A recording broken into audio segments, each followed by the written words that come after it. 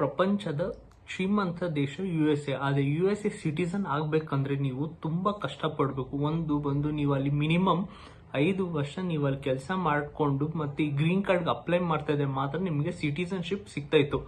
ಆದ್ರೆ ಇವಾಗ ಟ್ರಂಪ್ ಒಂದು ಹೊಸ ಕಾನ್ಸೆಪ್ಟ್ ನ ತಗೊಂಡ್ಬಂದಿದೆ. ಏನಂದ್ರೆ ನೀವು USA ಹೋಗಿ ಶ್ರೀಮಂತರ ಆಗೋದಲ್ಲ, ನೀವು ಇಂಡಿಯಾದಲ್ಲಿ ಶ್ರೀಮಂತರ ಆಗಿದ್ರೆ ನೀವು USA ಸಿಟಿಸನ್ ನಿಮಗೆ ಸಿಕ್ಕುತ್ತೆ. ಬರೀ ಇಂಡಿಯಾದಲ್ಲಿ ಅಲ್ಲ, ಪ್ರಪಂಚದಲ್ಲಿ ಯಾರೇ ಶ್ರೀಮಂತರು ಆಗಿರ್ಲಿ, ಯಾರು 5 ಮಿಲಿಯನ್ ನ ಇನ್ವೆಸ್ಟ್ ಮಾಡ್ತಾರೋ ಅವ್ರಿಗೆಲ್ಲರಿಗೂ USA ಸಿಟಿಸನ್ ಈಸಿಯಾಗಿ ಸಿಕ್ಕುತ್ತೆ. ಹೆಂಗ್ ಸಿಕ್ಕುತ್ತೆ ಅಂದ್ರೆ ಅದೇ ಟ್ರಂಪ್ ಗೋಲ್ಡ್ ಕಾರ್ಡ್. ಈ ಟ್ರಂಪ್ ಗೋಲ್ಡ್ ಕಾರ್ಡು ಯಾರೆಲ್ಲ ಅಪ್ಲೈ ಮಾಡ್ತಾರೆ ಮತ್ತೆ ಇದು ಬರ್ಬೇಕಂದ್ರೆ ಎಷ್ಟು ನೀವು ಖರ್ಚು ಮಾಡಬೇಕು ಅಂತ ಈ ವಿಡಿಯೋದಲ್ಲಿ ತಿಳ್ಕೊಳ್ಳೋಣ. ಇಂಥ ತುಂಬಾ ಇಂಟ್ರೆಸ್ಟಿಂಗ್ ವಿಡಿಯೋಗಳು ನಿಮ್ ಮುಂದೆ ತಗೊಂಡ್ಬರ್ಬೇಕಂದ್ರೆ ಈ ಕೆಳಗಡೆ ಕಾಣ್ತಾ ಇರೋ ಸಬ್ಸ್ಕ್ರೈಬ್ ಬಟನ್ ಪ್ರೆಸ್ ಮಾಡಿ. ಇಂಥ ಒಳ್ಳೆ ಇಂಟ್ರೆಸ್ಟಿಂಗ್ ವಿಡಿಯೋಗಳನ್ನ ನಾನು ನಿಮಗೆ ಬೇಗ ತಗೊಂಡ್ಬರ್ತೀನಿ. ಇವಾಗ ಟ್ರಂಪ್ ಗೋಲ್ಡ್ ಕಾರ್ಡ್ ವಿಷಯ USA ಸಿಟಿಸನ್ ಆಗ್ಬೇಕಂದ್ರೆ, ಆದ್ರೆ ಇದಕ್ಕಿಂತ ಮುಂಚೆ USA ಸಿಟಿಸನ್ ಆಗ್ಬೇಕಂದ್ರೆ ತುಂಬಾ ಲಾಂಗ್ ಪ್ರೋಸೆಸ್ ಇತ್ತು. ಈ ಲಾಂಗ್ ಪ್ರೋಸೆಸ್ ಏನಂದ್ರೆ ಈ ಸ್ಟೂಡೆಂಟ್ ವೀಸಾ ಮೇಲೆ ಹೋಗ್ಬಿಟ್ಟು ಅಲ್ಲಿ 3 ವರ್ಷ ಕೆಲಸ ಮಾಡ್ಕೊಂಡು ಆಮೇಲೆ ಅಲ್ಲಿ ಸಿಟಿಸನ್ಶಿಪ್ಗೆ ಅಪ್ಲೈ ಮಾಡ್ತಾ ಇತ್ತು. ಅದು ಲಕ್ ಮೇಲೆ ನಿಮ್ಗೆ ಏನಾದ್ರು ಅಲ್ಲಿ ಗ್ರೀನ್ ಕಾರ್ಡ್ ಸಿಕ್ಕಿದ್ರೆ ನೀವು ಸಿಟಿಸನ್, ಇಲ್ಲ ಆದ್ರೆ ವಾಪಸ್ ಬ್ಯಾಕ್ ಟು ಇಂಡಿಯಾ. ನೀವೇನಾದ್ರು ಅಲ್ಲೇ ಕಂಟಿನ್ಯೂಸ್ ಆಗಿದ್ರೆ ರೀಸೆಂಟ್ ನ್ಯೂಸ್ಗಳು ನೋಡಿದ್ರಿ ಯಾವ ರೀತಿ ಟ್ರಂಪ್ ಕೈಗಳಿಗೆ ಬೇಡಿಗಳು ಹಾಕಿ ವಾಪಸ್ ಬ್ಯಾಕ್ ಟು ಇಂಡಿಯಾ ಕಳ್ಸಿದ್ರು.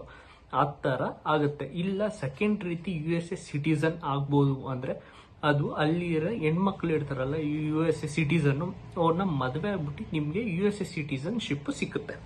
ಇದು ಸೆಕೆಂಡ್ ದಾರಿ. ಈ ತರ 2 ವೇಗಳಿದೆ ನೀವು USA ಸಿಟಿಸನ್ ಆಗ್ಬೇಕಂದ್ರೆ. ಆದ್ರೆ ಶ್ರೀಮಂತರು ಇರ್ತಾರಲ್ಲ, ದೊಡ್ಡ ಶ್ರೀಮಂತರು, ಅವರು ಇವಾಗ USA ಸಿಟಿಸನ್ ಆಗ್ಬೇಕು. ಆ ಟೈಮಲ್ಲಿ ಅವಾಗ ಅವ್ರಿಗೋಸ್ಕರ US ಅಲ್ಲೂ ಒಂದು ಕಾನ್ಸೆಪ್ಟ್ ಇತ್ತು. ಅದು 1990 ಟೈಮಲ್ಲಿ EB-5 ಅಂತ ಇತ್ತು. EB-5 ಅಂತ ಇತ್ತು. ಈ EB-5 ಅಲ್ಲಿ ಏನಂದ್ರೆ ನೀವು $1 ಮಿಲಿಯನ್ ಅಂದ್ರೆ 8 ಕೋಟಿ ರೂಪಾಯಿನ ನೀವು USA ದಲ್ಲಿ ಇನ್ವೆಸ್ಟ್ ಮಾಡಿ ಮತ್ತೆ ಅಲ್ಲಿರೋ ಒಂದು 10 ಜನಕ್ಕೆ ನೀವು ಎಂಪ್ಲಾಯ್ಮೆಂಟ್ ಕ್ರಿಯೇಟ್ ಮಾಡಿದ್ರೆ ಸಾಕು, ನಿಮ್ಗೆ USA ಸಿಟಿಸನ್ಶಿಪ್ ಸಿಕ್ಕುತ್ತೆ. ಈ USA ಸಿಟಿಸನ್ಶಿಪ್ ಸಿಕ್ಬೇಕಂದ್ರೆ ಅದಕ್ಕೂ ಒಂದು ಲಾಂಗ್ ಪ್ರೋಸೆಸ್ ಇತ್ತು. ನೀವು ಅಲ್ಲಿ ಹೋಗಿ ಒಂದು ಕಂಪ್ನಿನ ಎಸ್ಟಾಬ್ಲಿಷ್ ಮಾಡಬೇಕು ಮತ್ತೆ ಅಲ್ಲಿರೋ ಒಂದು 10 ಜನಕ್ಕೆ ಎಂಪ್ಲಾಯ್ಮೆಂಟ್ ಕೊಡಬೇಕು. ಇದು ತುಂಬಾ ಲಾಂಗ್ ಪ್ರೋಸೆಸ್. ನಿಮ್ಗೆ ಮಿನಿಮಮ್ 1 ವರ್ಷ ಆಗುತ್ತೆ. ಆಮೇಲೆ ನಿಮ್ ಬ್ಯಾಗ್ರೌಂಡ್ ವೆರಿಫಿಕೇಶನ್ ಮಾಡ್ಕೊಂಡು USA ಸಿಟಿಸನ್ಶಿಪ್ ಸಿಗ್ತಾ ಇತ್ತು. ಇಲ್ಲ ಇವಾಗನು ಇದನ್ನು ತುಂಬಾ ಕಷ್ಟ, ನಾನು ಇದನ್ನೆಲ್ಲ ಮಾಡಕ್ ರೆಡಿ ಇಲ್ಲ, ನನಗೆ ಇನ್ನ ಬೇಗ ಬೇಕು, ನನ್ನ ಹತ್ರ ದುಡ್ಡಿದೆ. ಇದಕ್ಕೆ ಬೆಸ್ಟ್ ವೇ ಮತ್ತೆ ಫಾಸ್ಟೆಸ್ಟ್ ವೇ ಟ್ರಂಪ್ ಯೂಸ್ ಮಾಡಿದ್ರೆ ಅಂದ್ರೆ ಟ್ರಂಪ್ ಗೋಲ್ಡ್ ಕಾರ್ಡ್. ಇದರಿಂದ ಏನಂದ್ರೆ ನೀವೇನಾದ್ರು $5 ಮಿಲಿಯನ್ USA ಕೊಟ್ರೆ ನಿಮ್ಗೆ ಡೈರೆಕ್ಟ್ ಆಗಿ USA ಸಿಟಿಸನ್ಶಿಪ್ ನ ಕೊಟ್ಬಿಡ್ತಾರೆ. ಇದು ಬರೀ ಒಂದು ಬ್ಯಾಕ್ಗ್ರೌಂಡ್ ವೆರಿಫಿಕೇಶನ್. ನೀವೇನಾದ್ರು ಆ ಕಂಟ್ರಿಗೆ ನೀವು ಇವಾಗ ಪ್ರೆಸೆಂಟ್ ಇರೋ ಕಂಟ್ರಿಯಲ್ಲಿ ನೀವೇನಾದ್ರು ಫ್ರಾಡ್ ಕೆಲಸ ಮಾಡ್ಬಿಟ್ಟು USAಗೆ ಎಸ್ಕೇಪ್ ಆಗ್ತಾ ಇದ್ದೀರಾ ಇಲ್ವಾ ಅಂತ ತಿಳ್ಕೊಳಕಷ್ಟೇ ಒಂದು ಬ್ಯಾಕ್ಗ್ರೌಂಡ್ ವೆರಿಫಿಕೇಶನ್ ಮಾಡ್ಬಿಟ್ಟು ಆದಷ್ಟು ಬೇಗ ನಿಮ್ಗೆ ಈ ಟ್ರಂಪ್ ಗೋಲ್ಡ್ ಕಾರ್ಡ್ ನ ಕೊಟ್ಬಿಡ್ತಾರೆ. ಇದರಿಂದ ನೀವು USA ಸಿಟಿಸನ್. ಈ ಒಂದು ಟ್ರಂಪ್ ಗೋಲ್ಡ್ ಕಾರ್ಡ್ ಇಂದ ಇಡೀ ಫ್ಯಾಮಿಲಿ ಹೋಗುತ್ತಾ ಅಂದ್ರೆ ಅಲ್ಲ. ಫ್ಯಾಮಿಲಿ 4 ಜನ ಇದ್ರೆ 4 ಜನಕ್ಕೂ ಒಬ್ಬರಿಗೆ 5 ಮಿಲಿಯನ್, ಆ ತರ ಟೋಟಲ್ ಆಗಿ 20 ಮಿಲಿಯನ್ ಕೊಡ್ಬೇಕು 4 ಜನ ಫ್ಯಾಮಿಲಿಯಲ್ಲಿ ಇದ್ರೆ. ಈ ತರ ರೂಲು.